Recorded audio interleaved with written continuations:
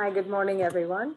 And thank you, Gretchen, for inviting me to present here. As you said, these are our most important people who we design our lives around, honestly, because this is what we feel passionate about, both diagnosing, treating kidney cancer to the best of our ability to get better and better outcomes.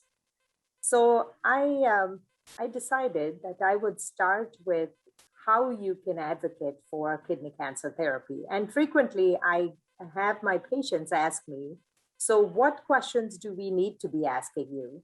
What have we not asked? And, at the end of my big spiel, I was like, well, I thought I covered everything.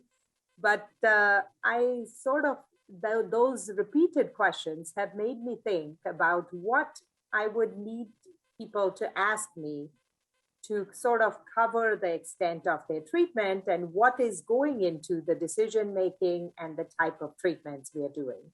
So uh, the next slide sort of covers, I tried to boil it down to about 5 questions. Okay, first of all, you need to know what the diagnosis is and your pathology report, and we'll cover each of these more in detail. Then you need to know your scan and what it shows, at least a general idea. I mean, I don't expect you to know every nitty gritty of every nodule. And sometimes people do get fixated on where the spots are, how many there are. And that may not be that critical, except for a ballpark idea of where the cancer is at least where it's obvious at. I mean, we know we can't see some of the cancer at least, or a lot of it even, but at least what the scan represents. Then the predictions of cancer behavior. What am I going to factor in deciding one treatment over another? Or, maybe there are 5 treatments that are all the same for you, and, either of them are options. Then, of course, the treatment options, which is the big main reason you're there. You want to hear what we have to say about those.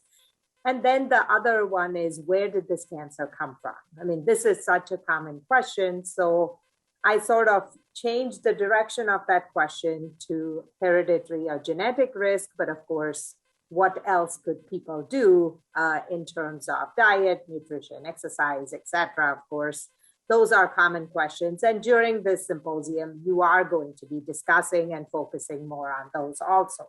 So I decided to focus my talk on the diagnosis and treatment part to sort of give you an overview of what, from a physician provider standpoint, what we are thinking of, what factors are driving our treatment decisions. So starting off with, first of all, the diagnosis. So the 3 buzzwords here you want to look for, and kidney cancer, these are the most likely: clear cell, non-clear cell, and sarcomatoid. And the reason they make a difference is what's shown here. So clear cell is the most common type of kidney cancer, and most of our treatments are sort of designed around that. Just because it's the most common, it automatically gets the most press, so to speak. So multiple therapy options exist for clear cell cancer. If you are in the non-clear cell category, that is a huge mixed bag of multiple different types of cancer within non-clear cell, though papillary cancer is the most common one. So if that is your diagnosis, then currently cabozantinib is the preferred therapy that was well established recently, actually, just this year in a publication. And then if you have a number of other types of non-clear cell, then they have very unique management. Unfortunately, not enough is being done and is available in this disease type, just because it is so rare that we can't get the hundreds of patients and thousands of patients to do very focused clinical trials on this disease. Then comes sarcomatoid. And sarcomatoid previously used to sort of, if you were on the physician end of things, used to make our hearts sink, because that was a type of disease that we didn't have great treatment for. That luckily has changed now. So now if you see sarcomatoid, the word in your pathology report, then you're looking for basically immune-based treatment has a huge impact in this disease and is very likely to give us success in the immune-based therapies in sarcomatoid disease. So those are sort of the summary of the pathology report. Each patient should ask for their pathology report copy, either look it up on their portal or ask for a paper copy if you don't have EMR with the portal. Okay, then we move to scan. So the scan and what it shows. Is there a kidney mass?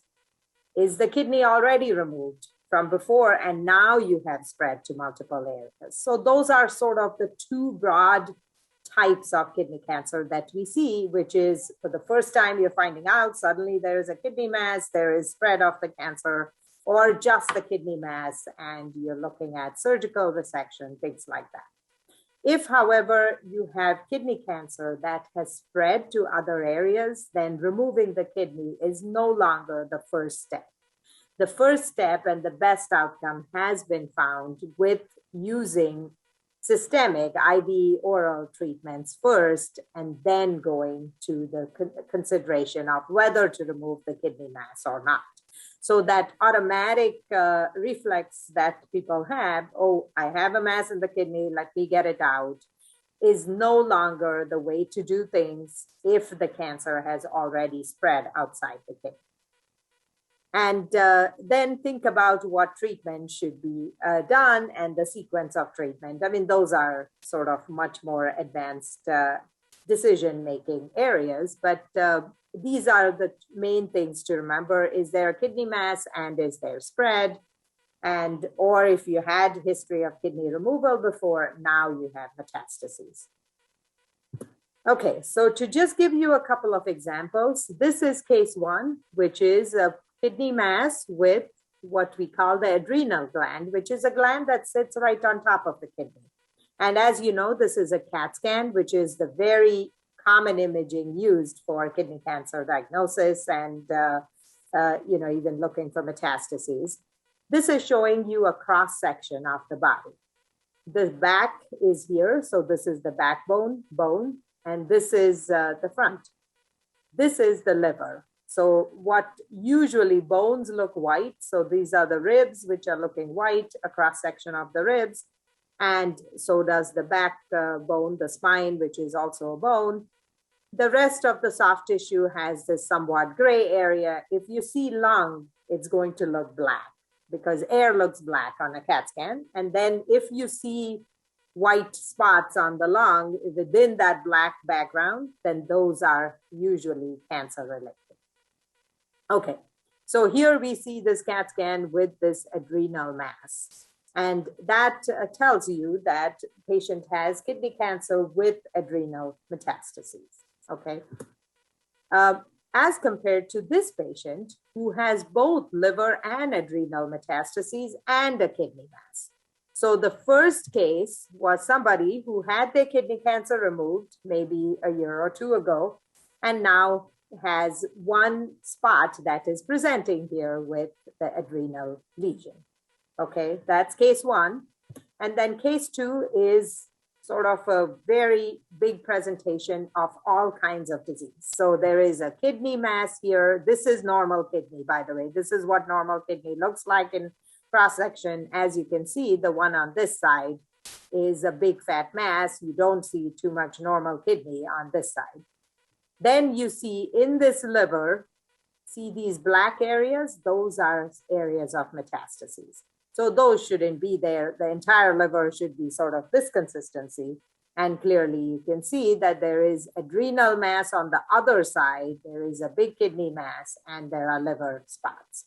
So this is one presentation. And the other one, as we said, the kidney was removed 2 years ago. And now we see one single metastasis.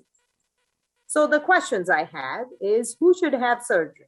Now, each and every patient asks me, almost each and every patient asks me about, well, why can't you just cut it out? That is a very common question. And you know that, I mean, you guys are asking those questions. Now, which one would you really cut it out? And can you cut out the disease from the body? who should have systemic therapy. So systemic therapy is the IVs and the orals, the medications that we give that go all through our system. So that's why it's called systemic therapy. And who should have both? These are the questions that we have to make decisions of, the first patient versus the second. So here are the principles of surgery in kidney cancer, okay? And probably these apply to a whole lot of other cancers also. So if there is a kidney mass with only 1 or 2 sites of metastases at most, consider surgery if possible. Again, if possible means if it's an 85-year-old with, or somebody, even a 55-year-old with a lot of heart disease, just had a heart attack, recovering from a stroke for 6 months, those are not the patients you want to send to surgery, because the risk of surgery shouldn't be higher than the risk of, having the cancer, for God's sake. So bottom line, you have to, of course, think about, for somebody who's healthy enough to stand the surgery, go through it safely without any major complications, as far as you can tell, those are the people, but only if they have kidney mass with 1 met, or like we said, for case 1, where the patient had kidney removed already and has just that 1 adrenal area, that would be a patient you should do either surgery, or if they're not a surgical candidate, do radiation to that area in the adrenal gland. So those are things to look into. The other principle, so case 2, where multiple areas or organs such as the liver are involved, start with systemic therapy. You need an overall control of the disease before you can think about surgery or any kind of what we call local therapy. So local therapy includes either surgery or radiation or cryo, which is freezing the tumor mass, or ablation. So there are microwave techniques of using shock waves to try and kill the cancer. So bottom line, local therapy is for specific one or two specific areas, and systemic therapy goes all through the system. Now, clearly, the reasons for doing systemic therapy first is not only do you want a response, but you also want to control the overall growth of the disease, which you will not get if you just focus on one area. It's like lopping the tip of the iceberg. The whole iceberg, 90% of it is still there and still a big problem. In fact, you may compound the problem because now somebody is recovering from surgery on top of everything else, which makes us wait for a few weeks after surgery for complete healing before we can start the systemic therapy, which is the most important part of their overall treatment. So that's why do the most important one with the highest rate of return first, and then start coming up with strategies of whether you do surgery or not, whether you keep going with systemic therapy. So in multiple metastases, as I said, surgery to remove the kidney mass was not at all beneficial. In fact, it may hurt some people. 20% of the people never got to the systemic therapy after surgery because they just got stuck in those healing complications and getting better after surgery. So absolutely upfront, when you have kidney cancer with a kidney mass and other areas of disease, you want that multidisciplinary input, which means urology, medical oncology, radiation oncology, pathology should all be participating in that treatment decision-making along with the patient, of course. So then you bring that consensus from the tumor board to the patient, and you're able to have a very open discussion about why we're doing what we're doing. And it is important for patients to understand that, because then they're vested together in that, in their treatment. And that makes a big difference. Time after time, we find that if you are vested and interested in your own treatment, that makes a big difference to your outcomes. So I think that shared decision-making is a critical path that's important for any physician to follow, but these are the inputs that even the doctor who is presenting the treatment options, they are going to get help from other specialties to make sure that we are on the right track here and the first sequence or within your treatment is being decided very carefully. So that is what you want to hear. And the study that was done with sunitinib therapy, at the time, there was no immunotherapy when this study was done. But even with sunitinib therapy, with sunitinib by itself has what, a 30% response rate. Now we've doubled or much higher the response rates are with combination treatments, with immune therapy combinations.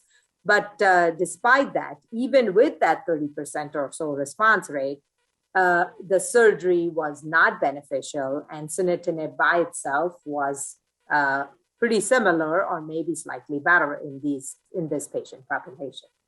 So now there is a study looking at the exact same question of whether surgery even plays a role in patients with metastatic kidney cancer. So this is the study design, which is primary endpoint, of course, is life expectancy. How long do people live longer by adding surgery? Especially with now that we have immune therapy along with, combination treatment. So no longer, very rarely do we use just one medication up front in the management of kidney cancer. The routine is to use two medications, and the two medications can both be immune therapy agents, or one is a immunotherapy and one is a VEGF therapy. We'll talk about those more in detail later. But bottom line, you're going to most likely get a combination of two different medications, either both IV or one pill and one IV medication. So, but the whole study premise is based on upfront surgery is out for somebody with metastatic disease. So you start with systemic therapy, and then you, after about 10 to 12 weeks, right around the time when we do CAT scans, to look and see what kind of response we're getting, assuming that patient is getting benefit from this treatment, then we randomize, which means half the patients get surgery to remove the primary tumor, and half of them just continue on the regular treatment that is already benefiting them. And we want to keep going with that. So that is the current study, which is looking at with immunotherapy, which has increased our response rates, improved overall outcomes in these patients.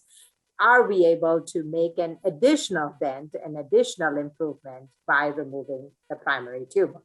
But the standard treatment right now, if you were not on any study, would be to just keep going with the immunotherapy-based treatment, whichever one of the 5 combinations we have. And that is as long as it is benefiting you and continuing to help in terms of response. Okay, moving on to predictions of cancer behavior. And as I said, there are multiple factors we use when we're thinking about what to do with in terms of your treatment, which of the 5 treatments even that we have available to pick. So one big one is if you have an autoimmune condition. So if you have rheumatoid arthritis, if you have Crohn's disease, then giving you immunotherapy becomes next to impossible.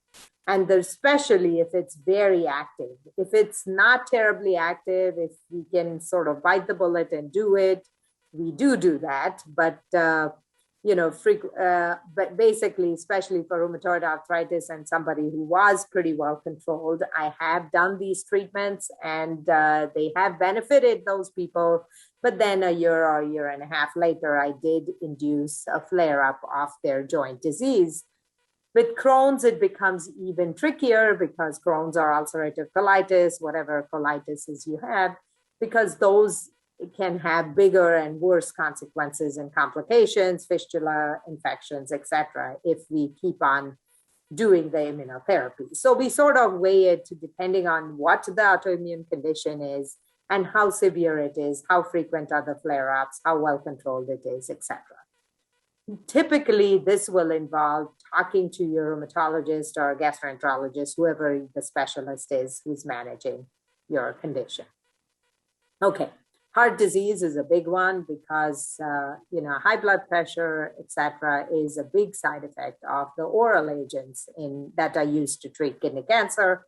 There is a small risk of lowering cardiac function So that's why we are somewhat compulsive about checking out, what kind of heart disease you have, how recent it is, because if it's further out in your history, then people most likely have recovered, have had a chance to show that their heart health has settled down, things like that. The disease features. So there are two main things we consider: patient-based features, which are whether you have an autoimmune condition, whether you have lung disease, whether you have heart disease, what reserve you have, what your age is, what your overall situation is, how frequently can you come to the clinic. I mean, it's simple as some decisions even are based on simple logistic behaviors like that. And then disease-based, of course, do you have high calcium levels? Do you have, things that are causing you terrible symptoms from the disease? I mean, typical one in kidney cancer is where you have fluid around the lung. And, we have to get that under control to sort of even be able to give you the treatment, to get you comfortable enough to be able to give you the treatment. Same thing with bone metastases. If there are bone disease with kidney cancer, those can be very morbid, can cause pain, fracture pretty easily, things like that. So those are things we will also, sort of try and get on the front end before we start your systemic therapy.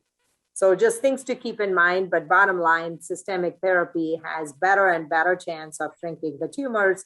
So for symptomatic disease, no question, systemic therapy holds a big, big role in how we get to control your symptoms relatively quickly. Okay, so these are the global criteria. Now, worldwide, we all got together and had a number of patients that we contributed to this big mammoth thousands of patients database.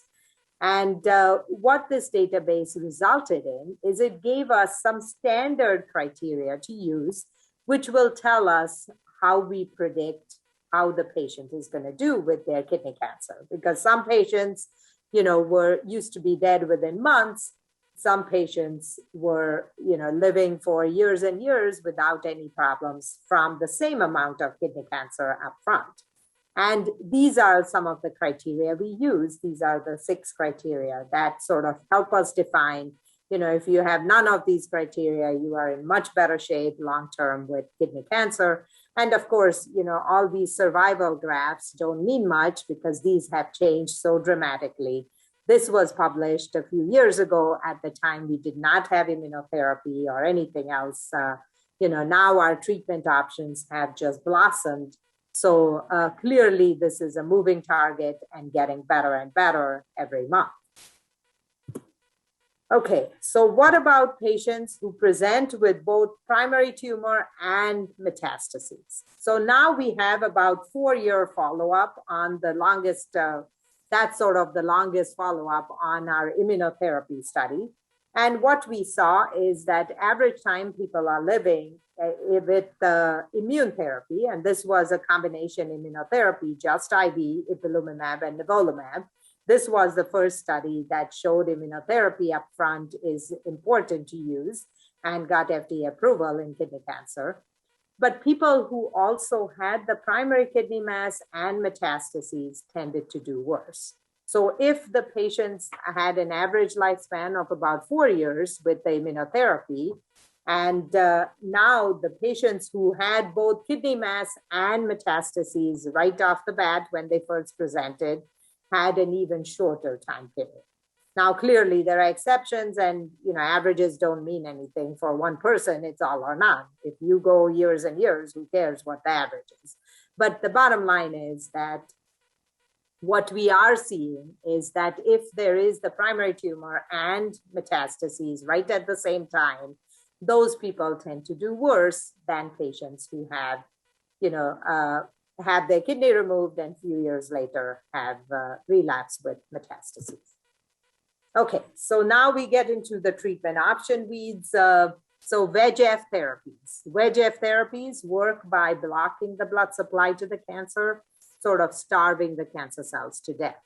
And these are usually oral. So these are going to usually be pills. they have a higher chance of shrinking the cancer. So if you have somebody with major symptoms or have a bone disease with fractures, potentially threatening a fracture, or that patient we mentioned with fluid around the lung who just can't get a break because of their breathing issues, as their half the lung or more is filled with fluid, those are the patients that oral therapy is going to quickly shrink their cancer and make them feel better very quickly.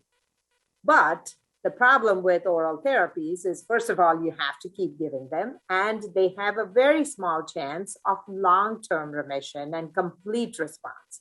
So complete eradication or completely getting rid of the cancer, very small chance with just the oral therapies alone.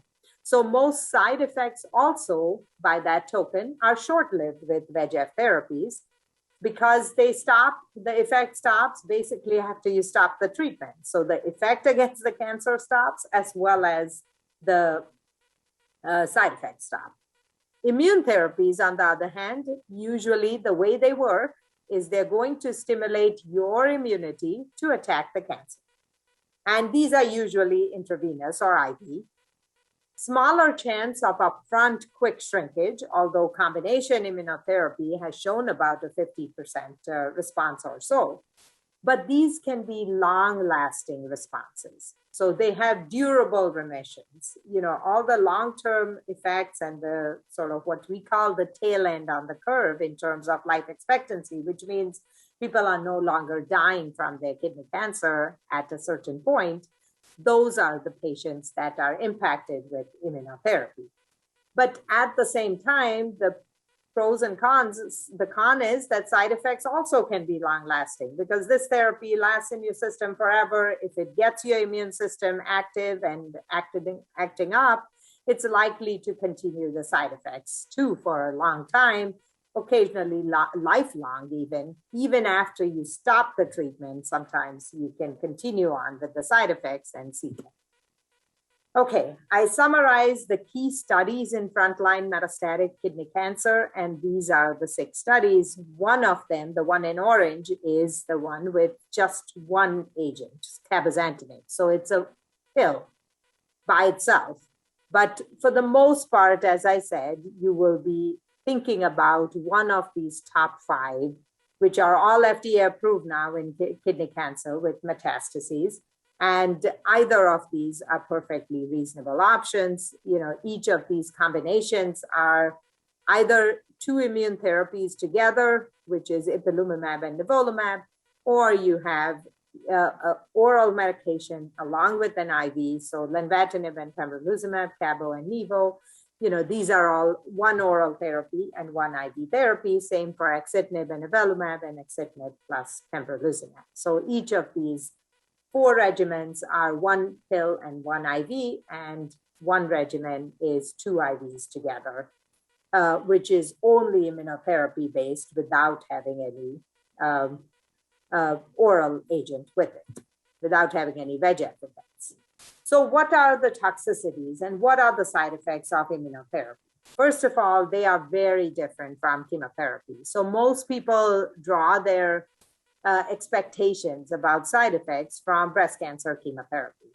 So they expect hair loss. They are coming in with the expectation of puking. And none of these really are applicable for immunotherapy toxicity. What is applicable is that it can impact any system. If you look at the screen here, from head to toe, literally, any of the systems, skin rashes, if the bowels are affected, it gives you diarrhea. If the lungs are affected, it's going to give you shortness of breath, cough, etc. If the brain is affected, there could be hormonal imbalances. It can affect the thyroid. So literally, no system in the body is exempt from immunotherapy toxicities. And each of these toxicities, what do? They induce inflammation in that organ and then cause functional issues. So if the liver is affected, it's going to cause all kinds of liver enzyme elevations that we will typically find in labs compared to what you would, ideally it's better for that we find it on labs rather than wait until you find out with symptoms. But if you have any symptoms out of the ordinary, it is important to notify the doctor's office or doctor as soon as possible. And I'll give you a couple of examples, one of which is of a patient of mine who, didn't show up to the clinic, and they thought, they called saying, today I'm just not feeling good. I'm not going to come to the clinic. I'll just reschedule. Fine. But 2 days later, the daughter calls of the patient and says, my mom just didn't get out of bed for the last 2 days. She is just completely weak, and this is some bad flu she has. And I said, no, it's not flu. It's a treatment-related toxicity. So they had planned on seeing her primary care physician and just attributing that to, oh, she got the flu. Now, of course, with COVID, you can't just call anything flu anymore. But regardless, that was one of the things. One other person was walking funny for a few months and for a few weeks at least. And then every time I asked him about it, he said, oh, no, I'm going to my primary doctor. They're figuring it out. I don't know why I'm walking funny. Finally, I said, no, I'm going to step in, and I get a thyroid test. And what ended up being is that the patient was walking funny and had all this tremendous weakness and mental issues from his thyroid levels being very, very low. So the moment we supplemented his thyroid, it wasn't a stroke. It wasn't anything to do with his brain being affected. It was all related to this endocrine imbalance, hormonal imbalance. So there are things like that which will trick even us, and definitely as a patient, anything out of the ordinary, it's a good idea to bring it to people's attention, because these side effects, there's no way to cover each and every possible side effect that can happen with immune therapy. Now, luckily, these severe side effects are not all that common, but if they happen, they can be life-threatening, and we can very quickly turn them around. So the easier we catch them, the quicker we catch them, the better it is to sort of turn them around with steroid therapy or some other immunosuppression, depending on how severe it is. Okay, so I listed some of the common toxicities, obviously a very busy slide. You don't have to read it if you don't want to, but it lists some of the more common things that can happen. Okay, so how do we manage suspected immunotherapy toxicity? First of all, we hold it. There is no dose reductions for the IV immunotherapy you get. We either give it or we hold it, okay? So because patients typically do ask me, well, can you lighten up the therapy a little bit? Well, no, we really can't. We did studies with even 10% of the dose versus 10 times the dose, and there was no real difference in how the toxicity hit.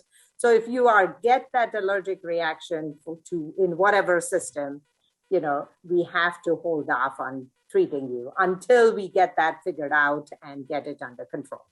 So look into other diagnoses, start steroids. Steroids typically, prednisone 1 milligram per kilo is your typical dose. And they do appear to reverse the toxicity. The other thing that a lot of not just patients, but even doctors fear is to reverse that. If we get steroids, that's it. Your immune therapy is not going to work anymore. Well, so far that has not been proven to be the case. 2/3 of the patients on one of the immunotherapy studies got steroids, and still we found a better outcome with that treatment.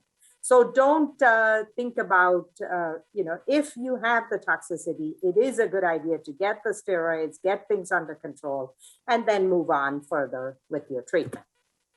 Okay, what about oral therapy toxicities? And here I've listed some of them, the more common ones, but bottom line, high blood pressure, diarrhea, fatigue, and hand-foot syndrome or rash.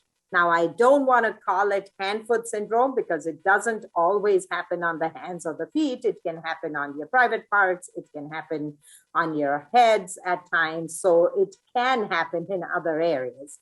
But the bottom line is those are things, again, bring to your provider's attention as quickly as possible. because these are very reversible. I can quickly stop the medication, give you a break, which turns things around. As I said, these are short-acting medications, so the side effects will also turn around pretty quickly. And then we can figure out if here dose adjustment is the way to go, depending on how severe your toxicity is. Sometimes if it's diarrhea, we manage it with Imodium. If you're feeling good, we can go back on the same dose. Otherwise, if the diarrhea is just persistent, taking over your life, then let's reduce the dose and keep going. Okay, now usually if you're doing combination treatment, there are some overlaps. You know, how am I going to tell whether the diarrhea that you're having is from your oral medication, the VEGF therapy, or is it from the immune therapy? And usually the easiest thing to do is to stop it and figure it out. If the diarrhea goes away right away, within a few days it's gone, then we know it's from the oral treatment. And if it doesn't get better, or if it continues to get worse, then we know it's from the immune therapy and we have to add steroids. So those are the things that are critical, especially now that we're using combination therapy in pretty much everyone. So monitoring on therapy, these are the things, but treat blood pressure very aggressively, because otherwise blood pressure going higher and higher can cause heart issues, strokes, etc. And you don't ideally want to. Their prevention is the much, much better strategy. Always anticipate the side effects, educate not just the patient, but even their family members around about the possible side effects to expect, and give them the tools to sort of manage, call your office, whatever, as quickly as possible. And that is the critical way to manage these things.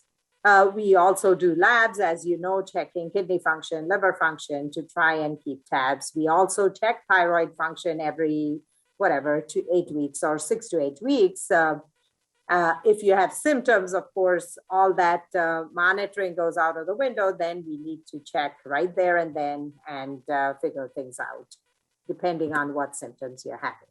So vigilance and stepwise management, always think about any symptom is suspect for immunotherapy side effects. So think about that. You know, routinely people will think, oh, this is from whatever, from the flu, as I said, those examples I gave, and people will ignore going to the oncologist at least for this. So VEGF inhibitor therapy improves quickly after medication is held. IO toxicities or immuno-oncology toxicity takes longer to improve.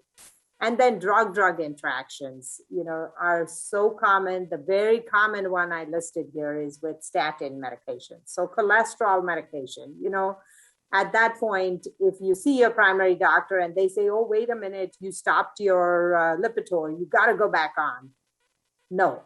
Take a step back. Your cancer therapy does take priority here, and you need to check with us, check with your oncologist before going on the lipid lowering agent. And frequently we will give you something different than statin if you absolutely need something to control your cholesterol, because statins are notorious for causing liver function problems when given with the oral agents that we use in kidney cancer.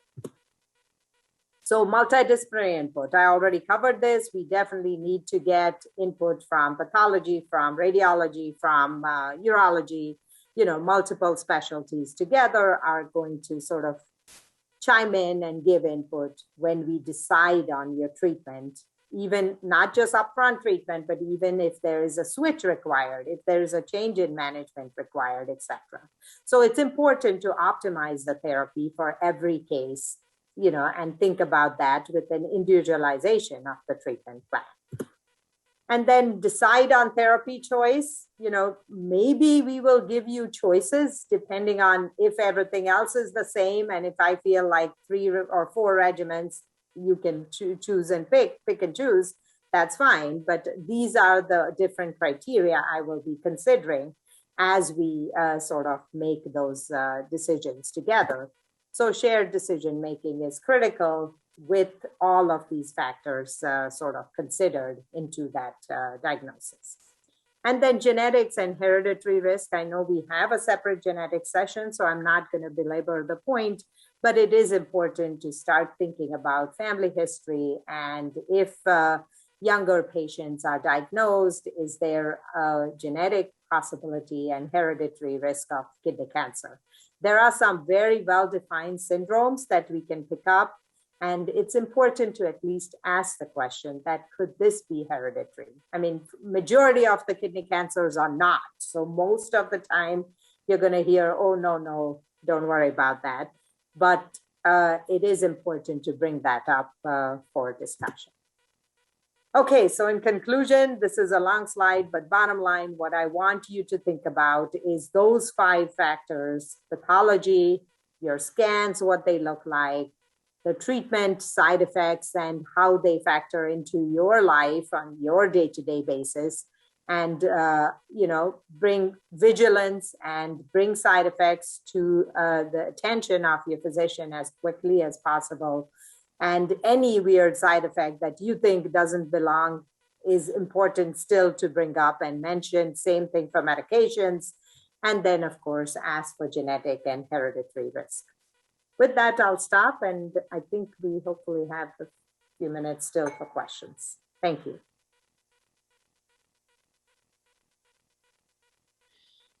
Yeah, so we have a few questions coming in. Okay. If you go to the questions tab.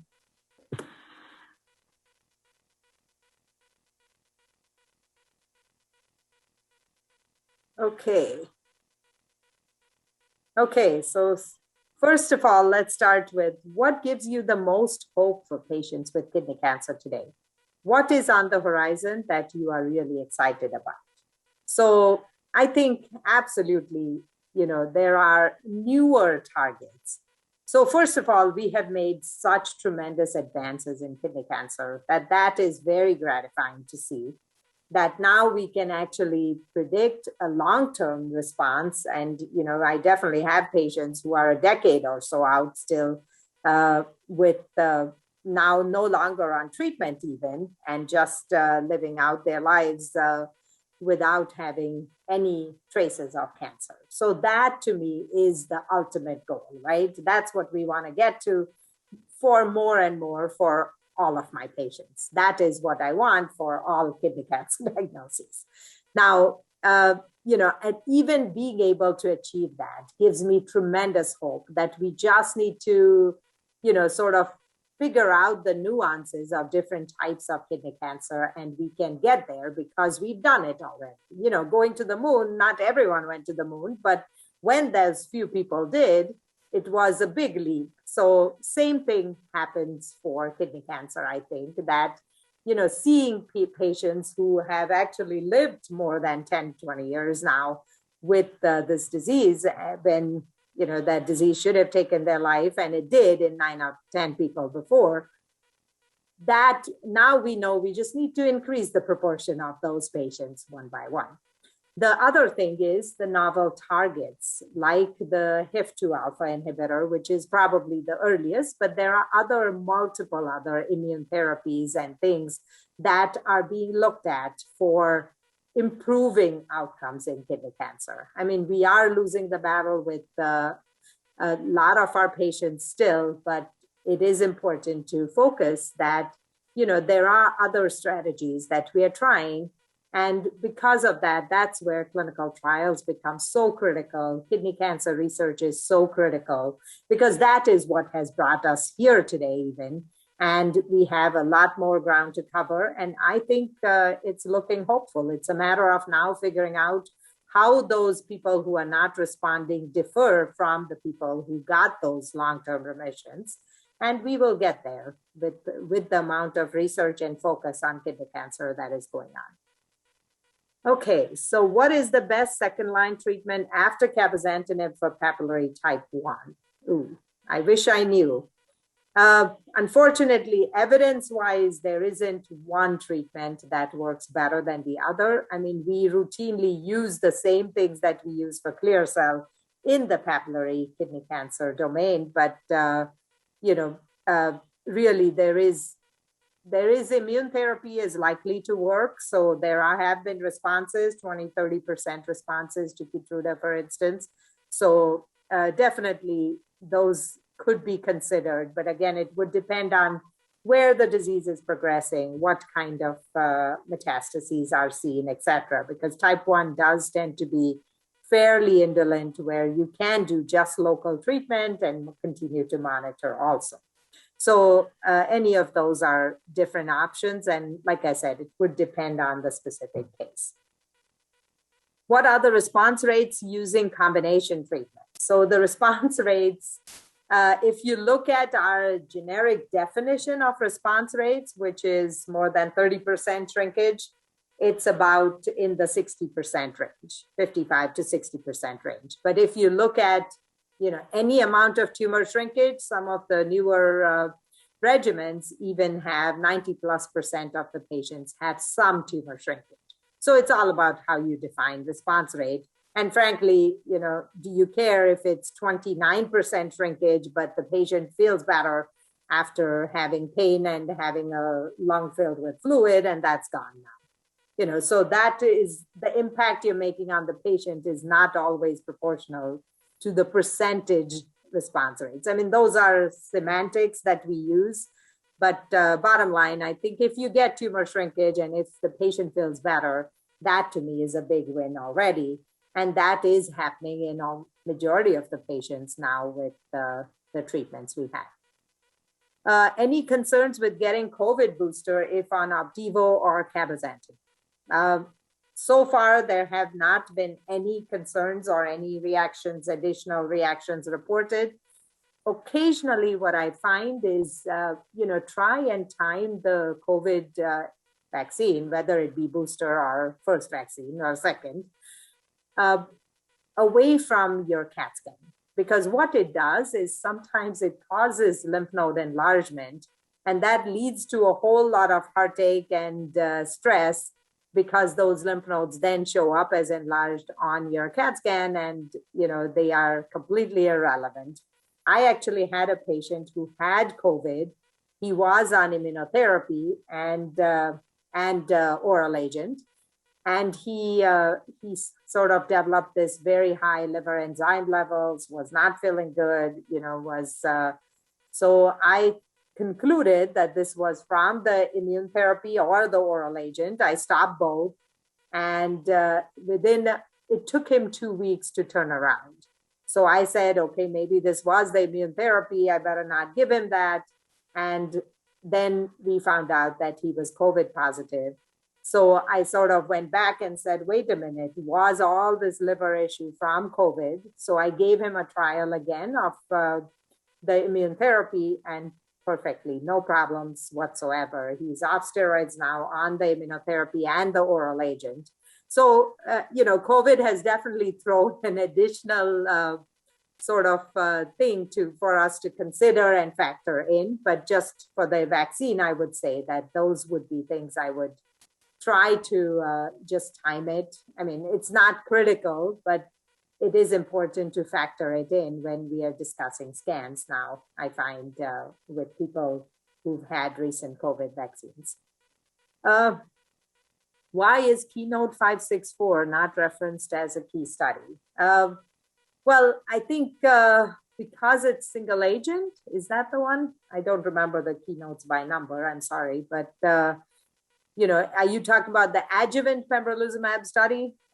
If you're talking about that, then I was just discussing the frontline metastatic disease studies and usually the randomized trials, so which have many more patients. If this is the single agent pembrolizumab study you're talking about in the adjuvant setting, then then that is a sort of relatively new development, and that is for high risk disease after nephrectomy, but with no signs of spread. So I hope that is the one you were talking about. Yes. Okay. Perfect. Let me see. What is, I think we covered. Any other questions?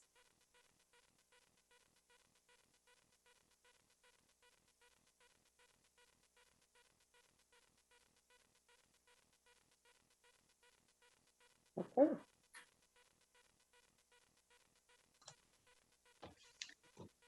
Great. Well, thank you so much for your presentation today. Of course. Oh my gosh, thank you. I jumped in. Good to see you. Yeah, radio silence. No, thank you so much. I think that was a great sort of introduction. And we do have a little bit of time. I don't see any other questions coming in, but I think we're going to go ahead and take a break till 10:05. Okay, thank you.